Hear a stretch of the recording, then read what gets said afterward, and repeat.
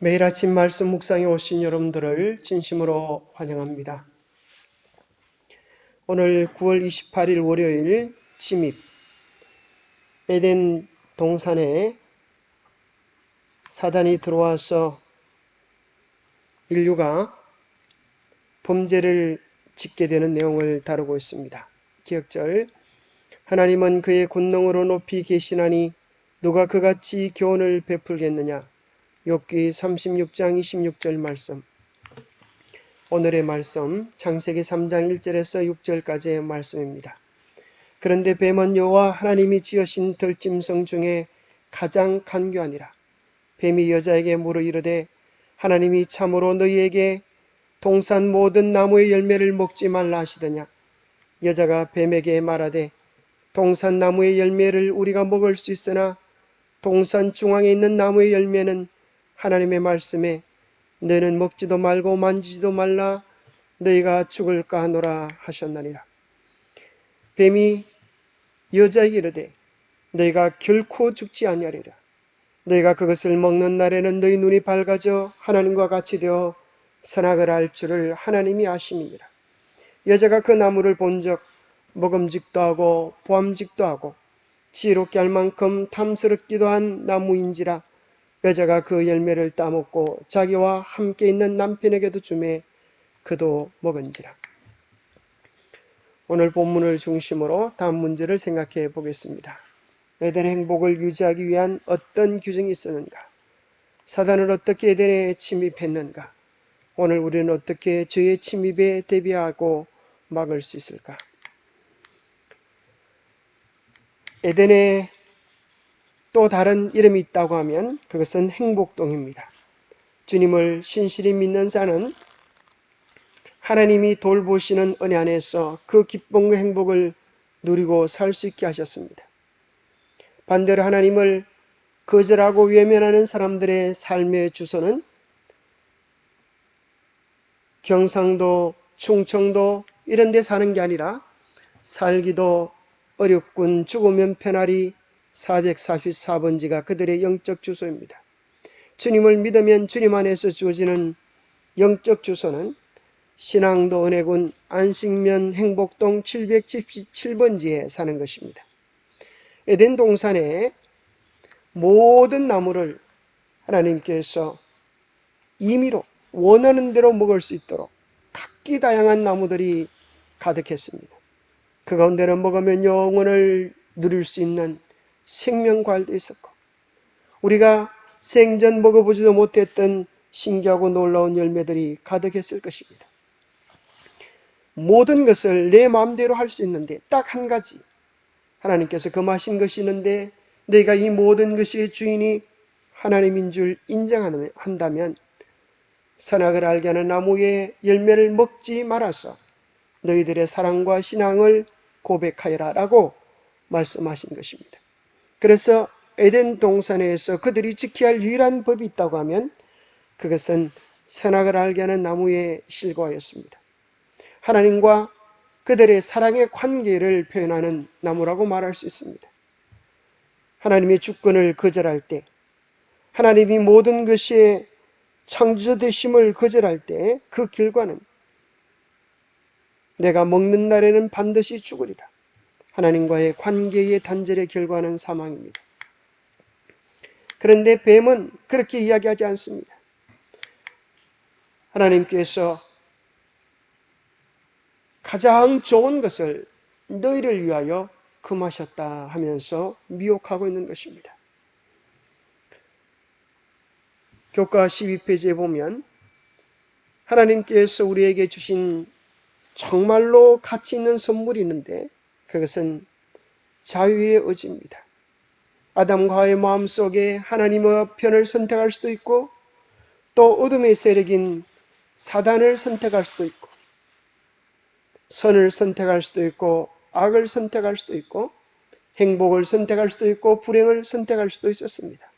이것은 오늘 우리들에게도 여전히 마찬가지입니다. 우리는 하나님이 거룩한 목적을 가지고 창조하신 갖가지 좋은 것들의 목록을 보았다. 그런데 창세기 3장 1절에서 우리는 하나님이 자유의 의지를 마련하셨다는 것을 깨닫게 된다. 인간에게 주어진 가장 귀한 선물 가운데 한 가지는 자유의 의지입니다. 여러분의 운명을 움직일 수 있는 키는 누구의 손에 있겠습니까? 누가 여러분의 운명을 바꿀 수 있을까요? 사주나 팔자일까요? 아닙니다. 여러분의 운명을 바꿀 수 있는 키는 여러분의 자유의 의지입니다. 하나님은 우리 운명을 바꿀 수 있는 그 열쇠를 우리의 손에 주셨습니다. 그래서 우리는 불순종을 선택할 수도 있고 순종을 선택할 수도 있는 인격적 존재가 되었습니다. 왜 하나님께서 그것을 우리에게 주셨을까요? 그것은 우리를 인격적으로 대우해 주신 것입니다. 오늘날 인류가 로봇을 만들지만 로봇에게 결코 잊지 말아야 될 것이 있다고 하면 자유의 의지입니다.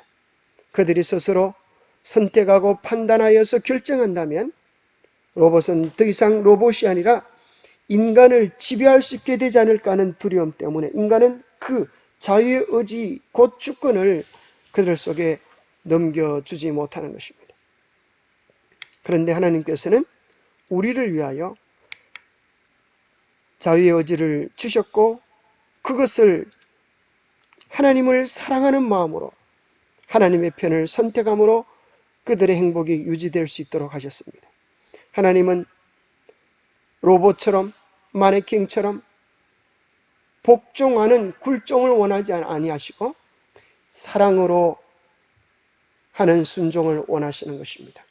마음속에서 우러나온 예배를 우리 주님께서 받으시는 것입니다. 부조와 선지자 48페이지에는 이렇게 기록되어 있습니다. 우리의 첫 조상은 비록 무고하고 거룩하게 창조되었지만 범죄할 가능성이 없지는 않았다. 하나님께서는 그들을 당신의 품성의 지혜와 자애심 그리고 당신의 요구사항의 공의로움을 이해할 수 있는 존재로 그리고 하나님께 순종하거나 거역할 수 있는 완전한 자유를 가진 자유로운 도덕적 행위자로 만드셨다. 그들은 하나님과 그리고 거룩한 천사들과의 교통을 나누게 될 것이었다.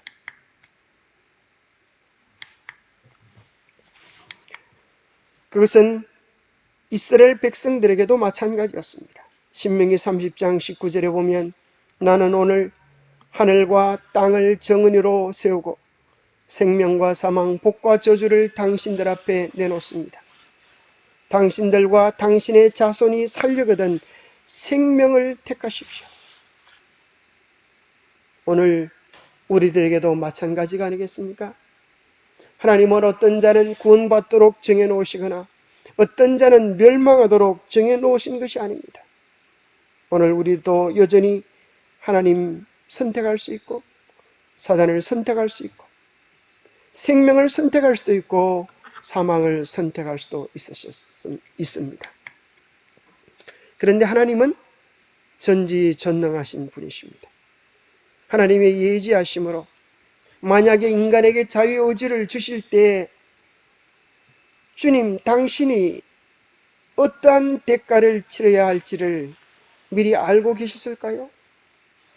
인간이 죄를 지을 가능성을 가져서 하나님을 배반하고 당신의 가슴에 못을 받게 될 것을 미리 아셨을까요? 미리 아셨음에도 불구하고 왜 자유의 의지를 주셨을까요? 그럼에도 주실 만한 가치가 있는 것인가요? 예수님은 이것을 그들의 손에 쥐어줌으로 그들이 당신의 가슴을 찌를 것을 아셨지만 그럼에도 불구하고 그들의 손에서 자유의지를 빼앗아가지 않으셨습니다.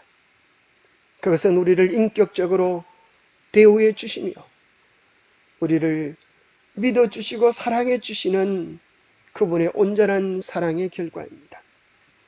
고로 오늘 우리는 우리에게 주신 자유의 의지들을 어떻게 활용해야겠습니까?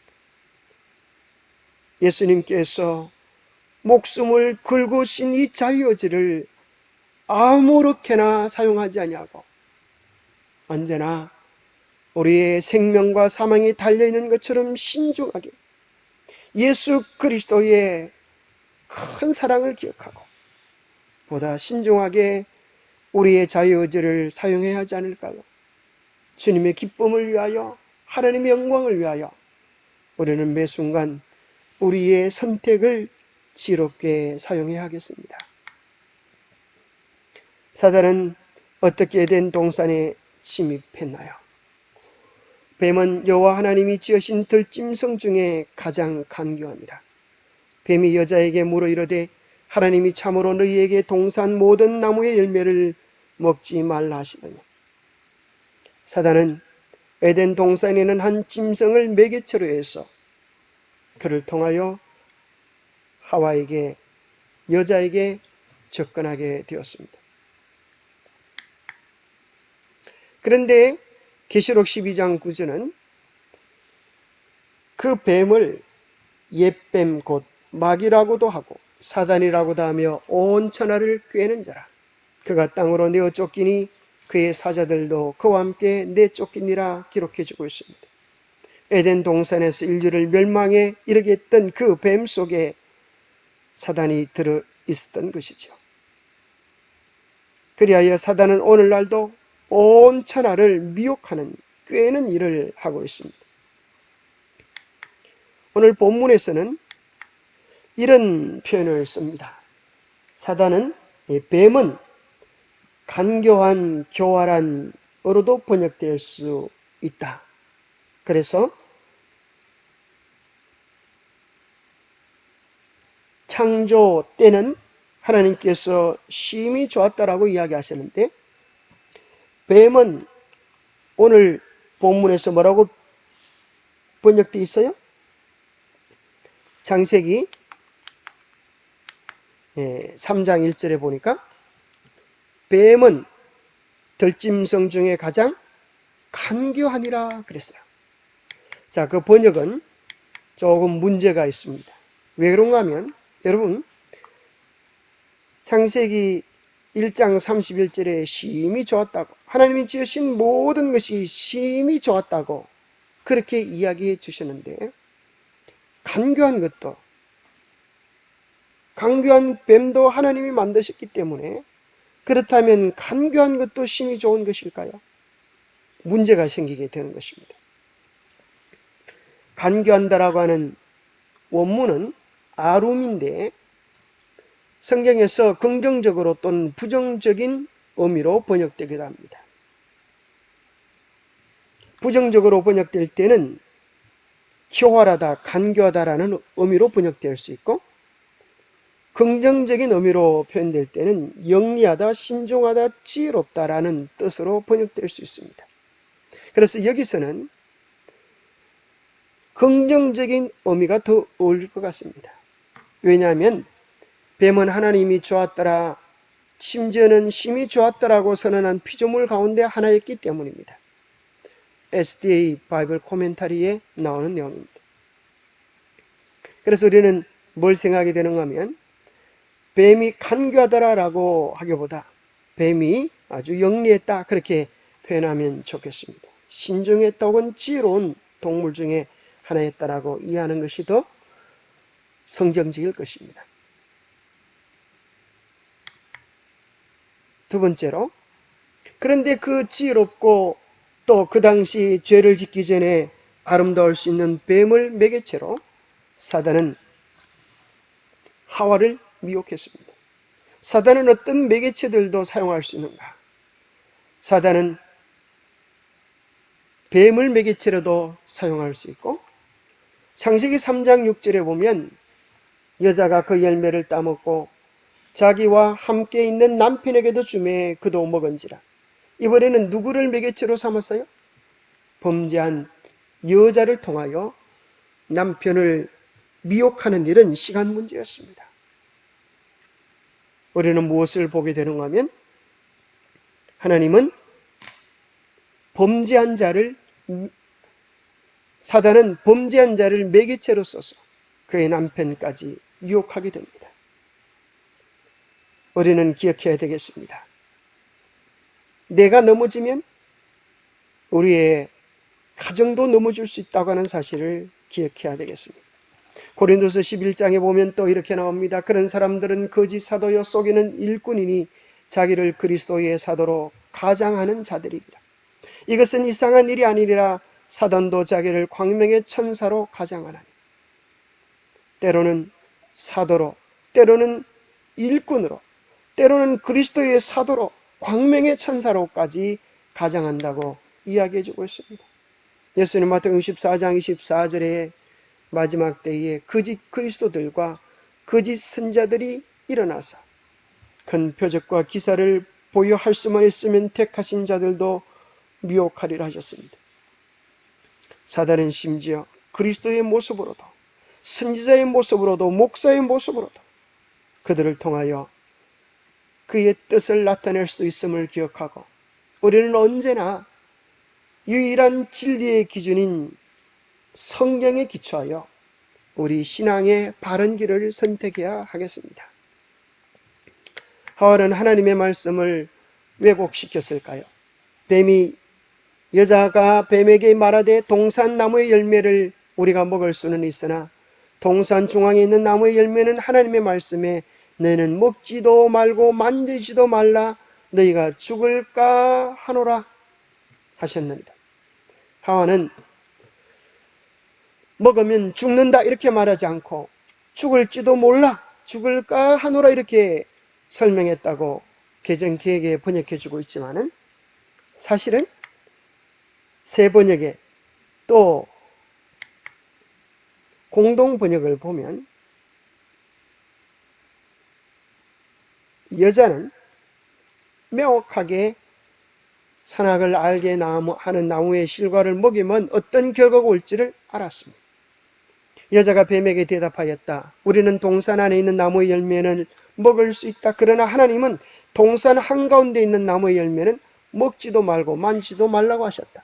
어기면 우리가 죽는다고 하셨다. 정확하게 그렇게 이야기했습니다. 죽지 않으려거든 이 동산 한가운데 있는 나무 열매만은 따먹지도 말고 만지지도 말라. 만약에 그가 말씀을 왜곡했다고 하면 말씀을 왜곡하는 것은 죄이기 때문에 선악을 알게 하는 나무의 실과를 따먹기 전에도 죄를 지었다라고 이해할 수 있게 되기 때문에 문제가 생길 수 있습니다. 자, 잘못된 정보는 생각을 어떻게 바꾸어 놓았나? 하나님이 참으로 너희에게 동산 모든 나무의 열매를 먹지 말라 하시더냐? 자, 이것이 사단의 교묘한 화법입니다. 참으로 선악과만 먹지 말라더냐? 이렇게 했다고 하면 하와가 그래 맞아 이렇게 할 수 있을 텐데, 뱀은 질문을 교묘하게 한 것입니다. 동산의 모든 나무의 열매를 먹지 말라더냐? 아니야, 선악과만 먹지 말라고 했어. 그러니 뱀의 의향은 이런 것입니다. 그 선악과를 먹지 않으면 다른 모든 나무의 열매를 먹는다고 해도 소용이 없어. 하나님은 너희를 위하여 가장 좋은 것을 아껴두신 거야. 그것을 먹는 날에는 너희 눈이 밝아져서 하나님과 같이 되어 선악을 할 줄을 하나님이 아시기 때문이야. 이 어리석은 사람아, 잘 한번 생각해 보려면 가장 중요한 것을 하나님이 아껴두신 거야. 그런 생각을, 사단의 거짓된 정보, 거짓된 생각, 거짓된 방향을 보여줄 때 여자가 그 나무를 본 적 어떤 일이 벌어지는가 하면 이전보다 더 먹음직스럽고 더 보암직하고 지혜롭게 할 만큼 탐스럽기도 한 나무로 인식되어진 것입니다. 잘못된 정보는 잘못된 감각을 부추깁니다. 오늘 여러분 세상이 좋아 보입니까? 이 세상의 죄악이 탐스러워 보입니까? 그렇다고 하면 우리는 주님께로 달려가야 되겠습니다. 우리의 마음의 눈을 씻고 정말 주님께서 주시는 말씀의 눈으로 이 세상을 바로 보아야 되겠습니다. 사단은 달콤한 사탕을 발라놓지만 그 안에는 무서운 독이 들어있음을 기억해야 하겠습니다. 여자가 그 열매를 따먹고 자기와 함께 있는 남편에게도 주매 그도 먹는 역사가 잘못된 정보를 받아들이므로 우리의 생각을 바꾸고 감각을 바꾸는 역사가 일어나게 되었습니다. 오늘 우리는 어떻게 죄의 침입에 대비할 수 있을까요? 사단의 속임수, 영감의 교훈입니다. 유혹자는 하나님의 경고는 사실 그대로 성취되지 않을 것이다. 단순히 그들을 위협하려고 의도된 것이라고 암시하였다. 그들이 죽는 일이 어떻게 있을 수 있단 말인가? 그들은 이미 생명나무의 과실을 먹지 않았던가? 하나님께서 그들이 한층 더 고상하게 발달하고 더 큰 행복을 발견하시는 것을 하려는 것을 막으시려 노력해 오셨다고 그는 암시하였다. 사단은 교묘한 속임수로 하나님을 불신하게 하고 하나님의 사랑을 의심하도록 만드는 것입니다. 그것이 죄의 시작이었습니다. 사단은 여러 가지 것들을 매체로 우리의 마음을 하나님에게서 떠나게 할 수 있습니다. 예수님의 사랑에서 떠나게 할 수 있습니다. 모든 진리의 기초가 되는 말씀에서, 견고한 율법에서 우리의 마음을 떠나게 할 수가 있습니다. 우리는 이 마지막 때에 사단의 미혹을 이기기 위하여 더 말씀으로, 더 예수님께로 우리의 영원한 행복을 책임져 줄 수 있는 예수 그리스도의 깊은 사랑 안으로 우리가 달려가야 되겠습니다. 기도하겠습니다. 하나님 아버지, 순종으로 옮겨지지 않는 지식이 아무 능력도 없음을 깨달았습니다. 제가 알고 있는 지식에 사랑을 더할 수 있도록 도와주시옵소서. 제게 주신 순수한 지식에 반드시 믿음을 더할 수 있도록 성령을 통하여 저희를 가르쳐 주시고 바른 길로 인도해 주시옵소서. 아는 것만으로 끝나지 않게 하시고 마음을 열고 받아들이게 하시고 순종하게 하시고 삶을 드릴 수 있도록 도와주셔서 오늘날 우리의 영혼을 깨트리는 마귀의 교묘한 관계를 이겨낼 수 있도록 하늘의 힘을 다하여 주시옵소서. 매일 아침 주님께 온전한 마음을 들여서 주님으로부터 오는 신령한 은혜로 매일 하루를 살아갈 수 있도록 인도하여 주시옵소서. 끊임없이 세상을 통하여 우리 속에 있는 죄악적 본능을 통하여 또 사단을 통하여 악한 천사들을 통하여 미혹하는 영적 전쟁에서 승리할 수 있도록 말씀으로 기도로 무장할 수 있도록 축복해 주셨기를 우리 주 예수 그리스도 이름 의지하여 간절히 간구하옵나이다. 감사합니다. 오늘도 말씀 안에서 승리하는 하루 되시기를 간절히 바랍니다.